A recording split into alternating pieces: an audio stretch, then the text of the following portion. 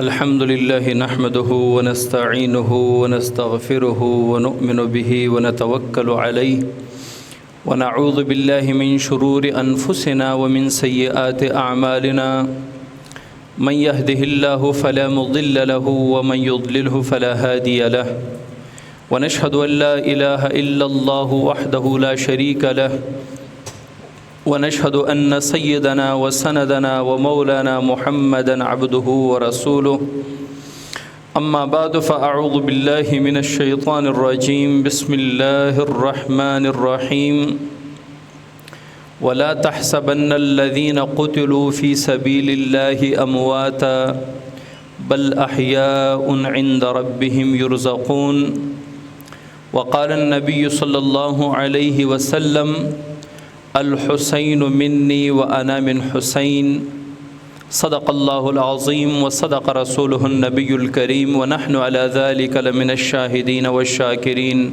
والحمد لله رب العالمين۔ آج 10 محرم الحرام ہے اور 1448 ہجری ہے۔ آپ تمام حضرات کو معلوم ہے کہ 10 محرم الحرام کو اسلام کی تاریخ میں ایک بہت بڑا عظیم سانحہ ہوا ہے، اور وہ واقعہ کربلا ہے۔ یہ واقعہ کربلا ہم سنتے ہیں اور اس کا پس منظر بہت کم لوگوں کو معلوم ہوتا ہے کہ ہوا کیا تھا۔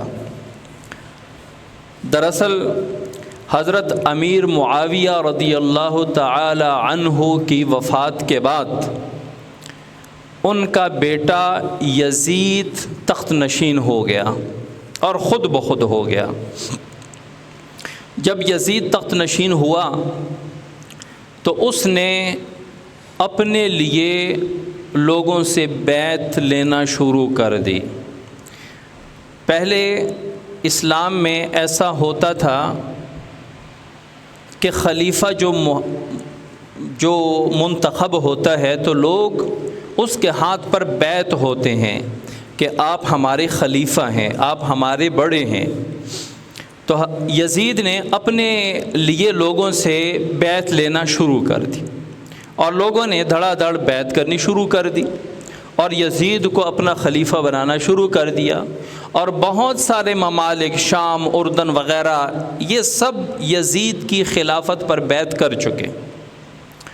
لیکن مکہ مکرمہ اور مدینہ منورہ والوں نے یزید کے ہاتھ پر بیعت کرنے سے انکار کر دی، چونکہ ان کو یزید کے کرتوت کا، یزید کے کردار کا پتہ تھا کہ یزید کردار کا فاسق فاجر ہے، اور فاسق فاجر کبھی مسلمانوں کا حکمران نہیں بن سکتا، اور فاسق فاجر کے ہاتھ پر بیعت نہیں ہو سکتی۔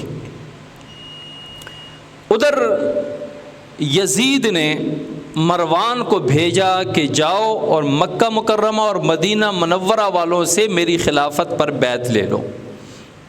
مروان نے یہ بھی بڑی کوشش کی مکہ مکرمہ اور مدینہ منورہ والوں کے ہاتھ پر بیعت کہ لوگ جو ہے نا وہ یزید کے خلافت پر بیعت ہو جائیں، لیکن وہ بیعت ہونے سے انکاری تھے، اور تمام لوگوں کی نظریں بھی مکہ مکرمہ اور مدینہ منورہ والوں پر تھی، کیونکہ یہ بڑے تھے، ان میں صحابہ بھی موجود تھے اور ان میں بڑے صحابہ کی اولادیں موجود تھیں، تو وہ یزید کے ہاتھ پر بیعت نہیں ہونا چاہتے تھے۔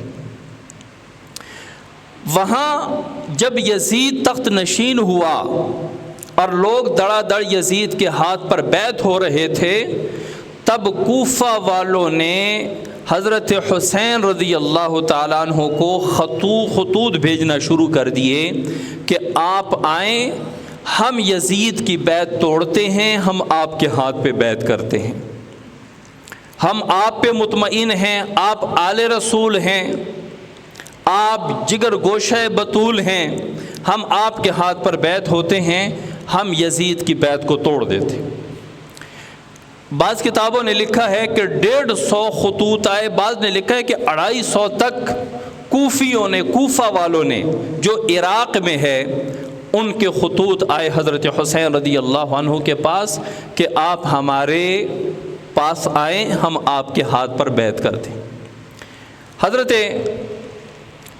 حسین رضی اللہ تعالیٰ عنہ نے مکہ مکرمہ اور مدینہ منورہ والوں سے مشاورت کی، مشورہ لیا کہ کوفہ والے مجھے خطوط بھیج رہے ہیں اور مجھے بلا رہے ہیں کہ آپ آئیں کوفہ، ہم آپ کے ہاتھ پر بیعت کرتے ہیں، ہم آپ کو خلیفہ بناتے ہیں، آپ خلیفۃ المسلمین بنیں گے۔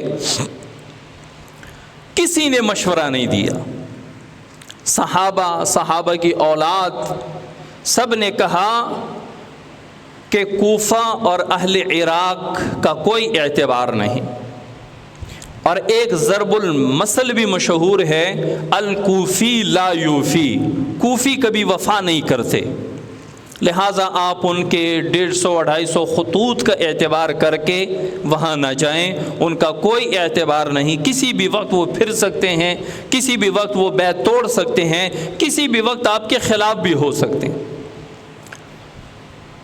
حضرت حسین رضی اللہ تعالیٰ عنہ نے یہ مشورہ کیا، یہ فیصلہ کیا کہ میں پہلے مسلم بن عقیل رضی اللہ تعالیٰ عنہ کو بھیجتا ہوں، وہاں کے حالات دیکھیں، لوگوں کو دیکھیں، پرکھیں، کیا واقعی لوگ اس بات میں سچے ہیں کہ مجھے بلا کر وہ بیعت ہوں گے، مجھے خلیفہ بنائیں گے۔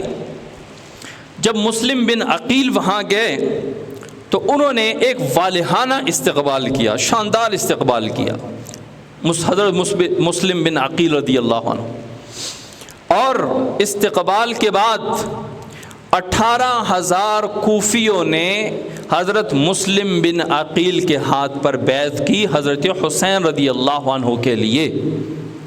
یہ ایسا ہی ہوتا ہے جیسے حضرت حسین رضی اللہ تعالیٰ عنہ کے ہاتھ پر بیعت ہو رہے ہیں، لیکن بطور نمائندہ حضرت مسلم بن عقیل رضی اللہ تعالیٰ عنہ گئے۔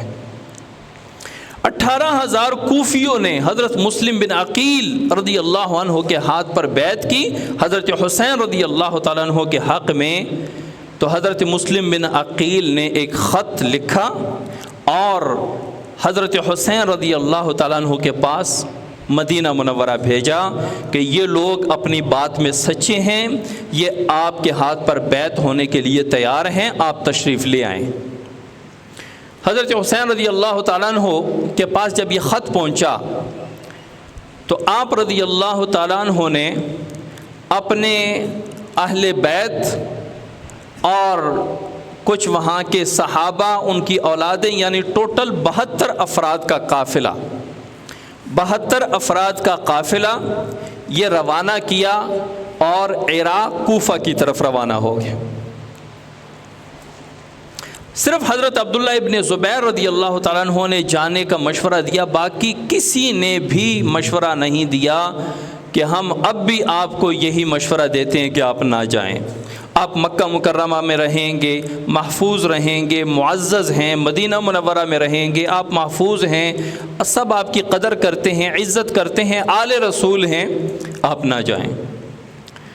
لیکن حضرت حسین رضی اللہ تعالیٰ عنہ چونکہ دین اسلام کے علمبردار تھے اور رسول اللہ صلی اللہ علیہ وسلم کا ایک خواب جو حضرت حسین رضی اللہ تعالیٰ عنہ کو سنایا گیا تھا، آپ رضی اللہ تعالیٰ عنہ اس خواب کو لے کر آپ چل پڑے۔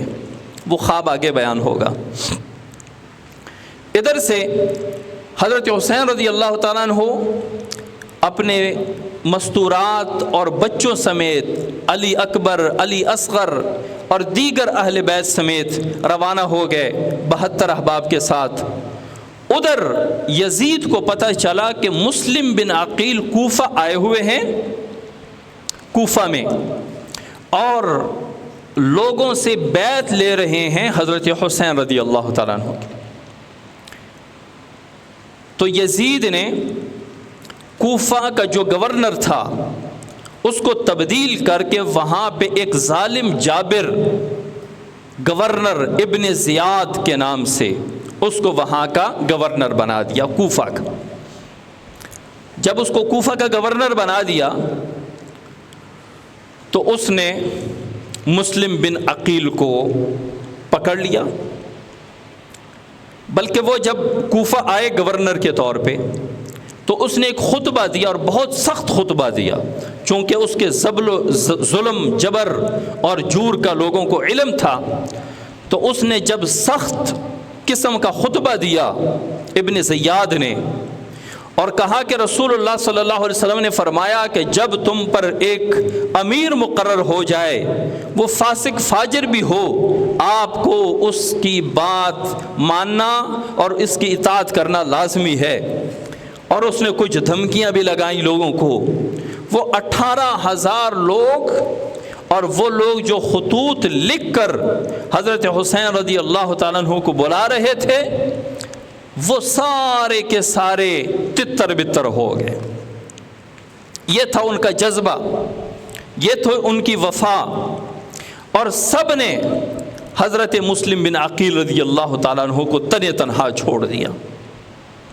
جن کے بلبوتے پہ وہ تشریف لے گئے تھے حضرت حسین رضی اللہ تعالیٰ عنہ کے حکم پر، اور وہاں جا کر انہوں نے جو استقبال کیا، اور 18,000 لوگوں نے جو حضرت حسین رضی اللہ تعالیٰ عنہ کے لیے مسلم بن عقیل کے ہاتھ پر بیعت کی، وہ ابن زیاد کے ایک خطبے پر سارے تتر بتر ہو گئے اور بیعت تو توڑ دی۔ حضرت مسلم بن عقیل رضی اللہ عنہ کو امان دینے کی جرت بھی نہ کی کہ مسلم بن عقیل کو امان دے دے۔ صرف حضرت ہانی بن عروہ انہوں نے کہا کہ آپ میرے گھر میں آ جائیں، میرے گھر میں آپ کو امان ہے۔ ابن زیاد نے لشکر بھیجا مسلم بن عقیل۔ اچھا، مسلم بن عقیل رضی اللہ عنہ جب مدینہ منورہ سے جانے لگے تو 2 چھوٹے بیٹے مسلم بن عقیل کے، انہوں نے بھی ضد کی کہ ہم نے بھی ساتھ جانا ہے، وہ بھی ساتھ چلے گئے۔ تو ابن زیاد نے اپنے لشکر کو بھیج کر ہانی بن عروہ کے گھر کا محاصرہ کروایا اور مسلم بن عقیل کو پکڑا۔ میں درمیان میں سے اہم باتیں کر رہا ہوں، یہ واقعات تو 10 جمعوں میں بھی پورا واقعہ کربلا بیان ہوگا، اور اس کے تمام جزیات بیان ہوں تو یہ مکمل نہ ہو۔ بہرحال مسلم بن عقیل رضی اللہ تعالیٰ عنہ کو دونوں بیٹوں سمیت شہید کر دیا ہانی بن عروہ کے گھر میں۔ حالانکہ حضرت مسلم بن عقیل رضی اللہ عنہ تنہا بھی تھے اور کئی لوگوں کا انہوں نے مقابلہ کیا جرت کے ساتھ، دلیری کے ساتھ، لیکن ایک بندہ 70-80 بندوں کا مقابلہ کیسے کرے؟ لیکن بالآخر وہ زخمی ہو گئے، شدید زخمی ہوئے، اور زخموں کی حالت میں انہوں نے ایک شخص نے کہا کہ آپ ایسا کریں کہ آپ میری امان حاصل کریں، میرے گھر میں آپ کو امان دے دیتا ہوں، اور یہ چھوڑ دیں کہ آپ لوگوں سے بیعت لے رہے ہیں۔ تو انہوں نے کہا کہ مجھے آپ کی امان کا کوئی اعتبار نہیں، یزید ابن زیاد مجھے پھر بھی نہیں چھوڑے گا، آپ ایک کام کریں میرا۔ مسلم بن عقیل رضی اللہ عنہ فرماتے ہیں کہ آپ میرے 2 کام کر لیں تو بس میری امان کی ضرورت نہیں ہے۔ کہا کہ کون سے؟ اچھا، وہ ذرا ابن زیاد سے ڈر رہے تھے۔ ابن زیاد نے کہا کہ سن لیں جو آپ کو کہتا ہے۔ تو حضرت مسلم بن عقیل رضی اللہ عنہ نے فرمایا کہ ایک تو کوفہ کے ایک شخص سے میں نے بطور قرض 700 درہم لیے، وہ ان کو لوٹا دینا، اور دوسرا کسی بھی شخص کو جلد سے جلد حضرت حسین رضی اللہ تعالیٰ عنہ کے پاس بھیج کر ان کو کہو کہ جن لوگوں کے کہنے پر تم آ رہے ہو ان سب نے بغاوت کر لی، وہ غدار نکلے، بے وفائی کر لی، آپ وہیں سے واپس چلے جائیں۔ انہوں نے کہا کہ دونوں باتیں ہم مانتے ہیں۔ یہاں سے ایک شخص کو بھیجا حضرت حسین رضی اللہ تعالیٰ، اب وہ راستے میں ہیں اور وہ میدان کرب و بلا کے قریب پہنچنے والے ہیں۔ شخص آیا اور اس نے اطلاع دی کہ مسلم بن عقیل رضی اللہ عنہ کو شہید کر دیا گیا، اور ان سب لوگوں نے بغاوت کر لی، 18,000 جنہوں نے آپ کے ہاتھ پر بیعت کی آپ کے لیے، اور سب جو ہے وہ اپنے بات سے وعدے سے پھر گئے۔ جب یہ اطلاع حضرت حسین رضی اللہ تعالیٰ عنہ کے پاس پہنچی تو حضرت حسین رضی اللہ عنہ نے اپنے قافلے والوں کو روک کر ان کو ایک خطبہ دیا اور کہا کہ دیکھو کوفہ والوں نے بے وفائی کر دی، وہ واپس اپنی بات سے پھر گئے، اور حضرت مسلم بن عقیل رضی اللہ عنہ شہید کر دیے گئے۔ اب آپ کو اختیار ہے کہ جو واپس یہاں سے مدینہ منورہ جانا چاہتا ہے چلا جائے، میں نے واپس نہیں جانا۔ کیوں؟ کیونکہ رسول اللہ صلی اللہ علیہ وسلم نے مجھے فرمایا ہے کہ آپ سرخ رنگ کی ریتلی زمین جو دریائے فرات کے قریب ہوگی وہاں پہ آپ شہید کر دیے جائیں گے۔ تو مجھے رسول اللہ صلی اللہ علیہ وسلم کا خواب میرے لیے ہے، میں واپس نہیں جاؤں گا، میں آگے بڑھوں گا، آپ میں سے جو جانا چاہے وہ چلا جائے۔ 72 کے 72 افراد نے کہا کہ یہ کیسے ہو سکتا ہے کہ آپ آگے جائیں اور ہم واپس پیچھے چلے جائیں، ہم آپ کے ساتھ رہیں گے، آپ پر ہماری جانیں قربان۔ خیر یہ قافلہ جرت والا، دلیری والا، حق پرست قافلہ یہ بڑھتا رہا اور میدان کرب و بلا میں پہنچ گیا۔ اچھا، اس وقت ابن زیاد نے بھی اپنی فوج کو بھیجا ہوا تھا کہ جاؤ اور جہاں پر بھی حضرت حسین کا قافلہ ملے ان کو پکڑ کے لے آؤ۔ یہ ابن زیاد اپنے لشکر کو بھیج کر جب آمنا سامنا ہوا تو اس وقت دونوں لشکر، دونوں فوجیں یہ میدان کربلا میں پہنچ چکے تھے۔ یہ تقریباً غالباً بغداد سے، جو ابھی بغداد ہے اس سے 100 کلومیٹر کا فاصلہ ہے، میدان کربلا کا بغداد سے 100 کلومیٹر کا فاصلہ ہے۔ تو یہاں پہ دونوں لشکر پہنچ چکے تھے، آمنا سامنا ہو گیا۔ جب آمنا سامنا ہو گیا تو ابن زیاد کا جو لشکر کا جو بڑا تھا سپہ سالار، وہ آیا اور حضرت حسین رضی اللہ تعالیٰ عنہ سے ملاقات ہوئی۔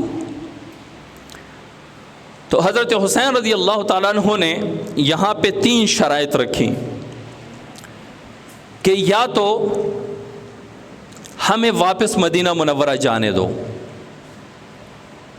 کیونکہ حضرت حسین رضی اللہ تعالیٰ عنہ نے ان کی نیت، ان کا ارادہ دیکھ لیا تھا۔ حضرت حسین رضی اللہ تعالیٰ عنہ تو لڑنے کے لیے گئے ہی نہیں تھے، کیونکہ جو لڑنے کے لیے جاتا ہے وہ بیوی، عورت اور بچوں کو کہاں لے کے جاتے ہیں؟ لڑنے کا تو ارادہ ہی نہیں تھا۔ وہ تو کوفہ والے میزبان بن گئے اور وعدہ کر کے خطوط لکھ کے حضرت حسین رضی اللہ تعالیٰ عنہ کو بلا رہے تھے۔ وہ تو لڑنے کے لیے گئے نہیں تھے۔ جو بندہ لڑنے کے لیے جاتا ہے وہ گود میں لیے ہوئے بچوں کو لے کے جاتا ہے، وہ عورتوں کو اپنے ساتھ لے کے جاتا ہے، وہ اپنے نوجوان بیٹوں کو ساتھ لے کے جاتا ہے۔ وہ تو جوانوں کو جن کے ساتھ میں ہتھیار ہوں، جو ہتھیار سے لیس ہوں، جو گھڑ سوار ہوں، ان کو ساتھ لے کے جاتے ہیں۔ حضرت حسین رضی اللہ تعالیٰ عنہ کبھی بھی لڑائی کے ارادے سے نہیں گئے تھے۔ جب میدان کربلا میں پہنچے اور حضرت حسین رضی اللہ تعالیٰ عنہ نے ان کے ارادے کو بھانپ لیا کہ یہ تو واضح لڑنے کے لیے آئے ہوئے ہیں، تو کہا کہ 3 شرائط میں سے کوئی ایک مان لو، یا تو ہمیں واپس مدینہ منورہ جانے دو، اور یا کسی دوسرے اسلامی سرحد کے پاس ہمیں چھوڑ دو، ہم دوسرے اسلامی ملک چلے جائیں، اور یا پھر ہمیں ڈائریکٹ یزید کے پاس بھیج دو، پہنچا دو، پہنچنے دو، ہم یزید سے بات کر لیتے ہیں۔ اس سپہ سالار نے یہ بات ابن زیاد کو پہنچائی۔ ابن زیاد بدبخت نے حضرت حسین رضی اللہ تعالیٰ عنہ کا یہ پیغام یزید تک نہیں پہنچایا، اور کہا کہ ہم تینوں میں سے کوئی بھی نہیں مانتے کوئی شرط، صرف 2 باتیں ہیں، 2 راستے ہیں، یا تو اسی میدان کربلا میں یزید کے ہاتھ پر بیعت کر لو، یا پھر مقابلے کے لیے تیار ہو جاؤ۔ حضرت حسین رضی اللہ تعالیٰ عنہ نے فرمایا کہ میں اس گھرانے سے ہوں جو کسی فاسق فاجر کے ہاتھ پر بیعت نہیں کرتے۔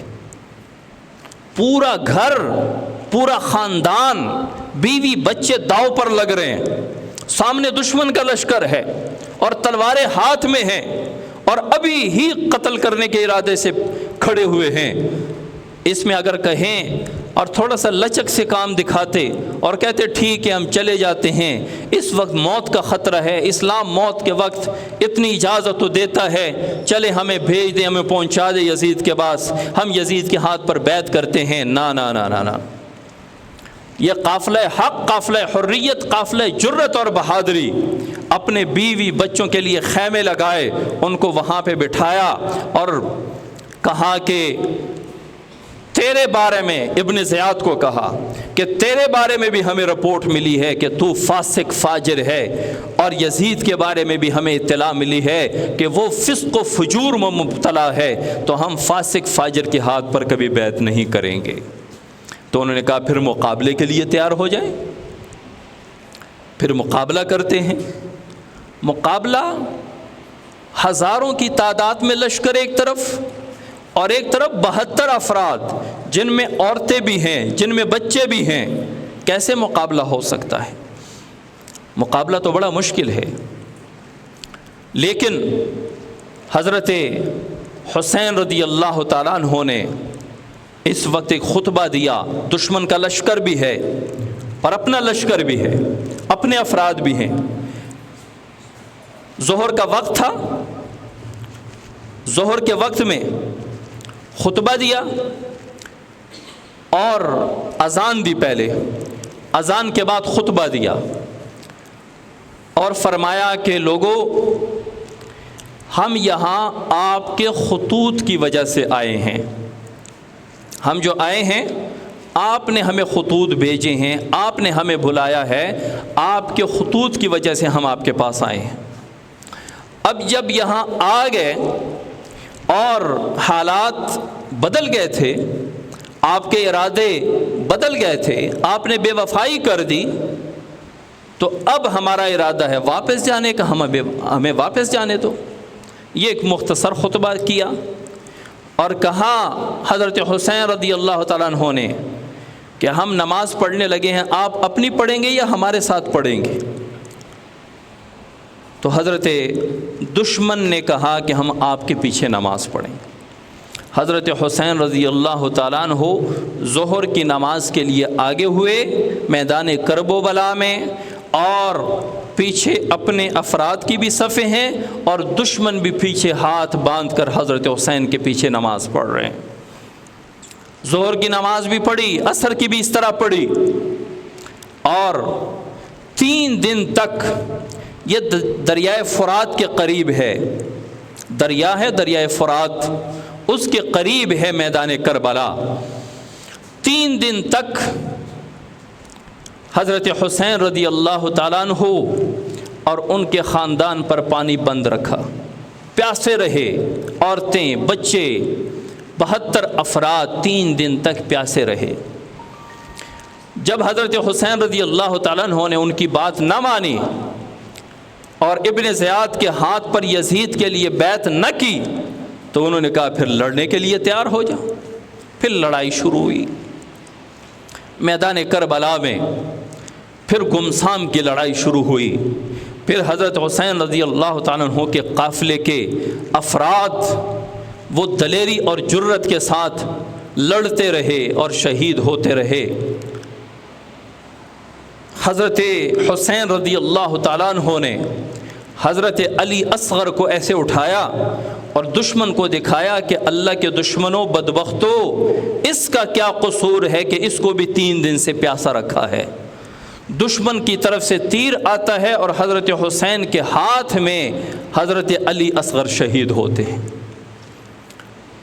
اتنا ظلم، اتنی بربریت کہ آسمان بھی رو رہا ہے۔ سب سے آخر میں خاندان نبوت، پاک باز، پاک دامن خاندان کی صرف عورتیں بچ گئیں، اور صرف زین العابدین جو بیمار تھا وہ خیمے کے اندر بچ گیا، اور صرف حضرت حسین رضی اللہ تعالیٰ عنہ۔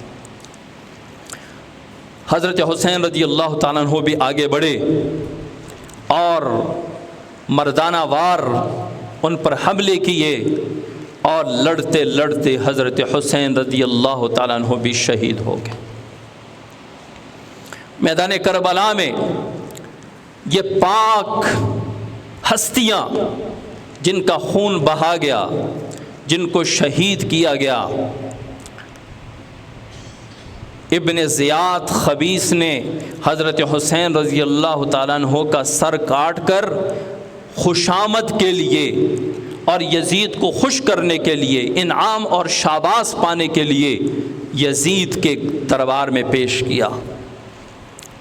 یزید نے صرف اتنا کہا کہ بھئی میں نے تو پکڑنے کے لیے کہا تھا، اہل بیت کو شہید کرنے کے لیے تو میں نے نہیں بھیجا تھا آپ کو، یہ یزید نے کہا ہے۔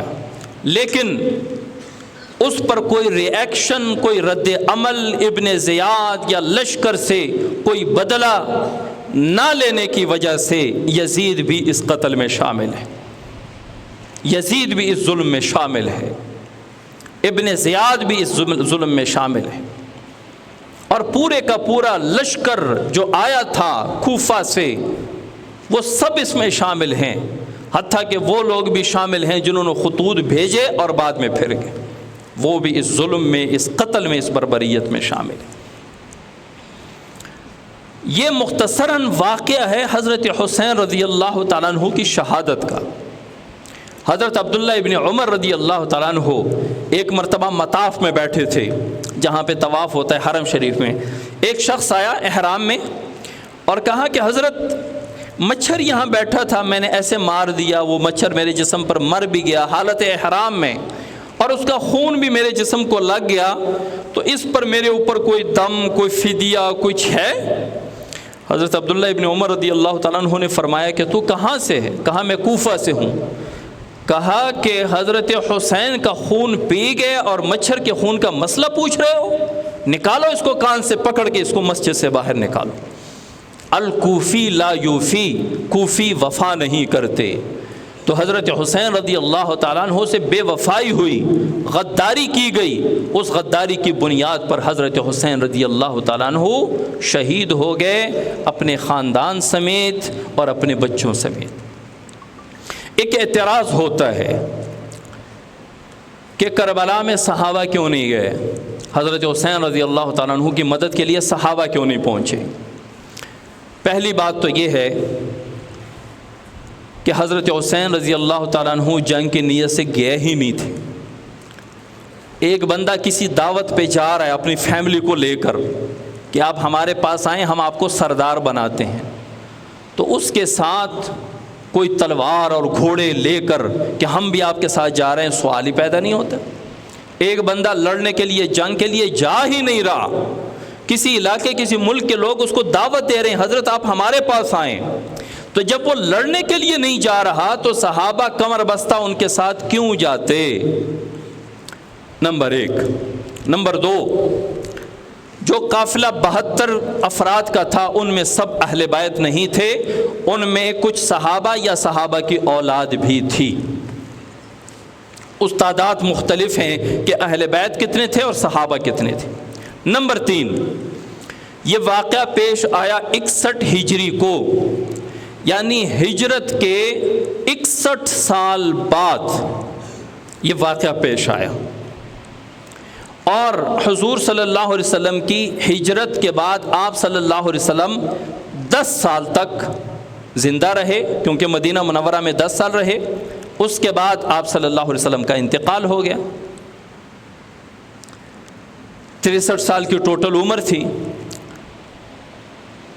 تو حضور صلی اللہ علیہ وسلم کی وفات کے بھی 51 سال بعد یہ واقعہ پیش آیا۔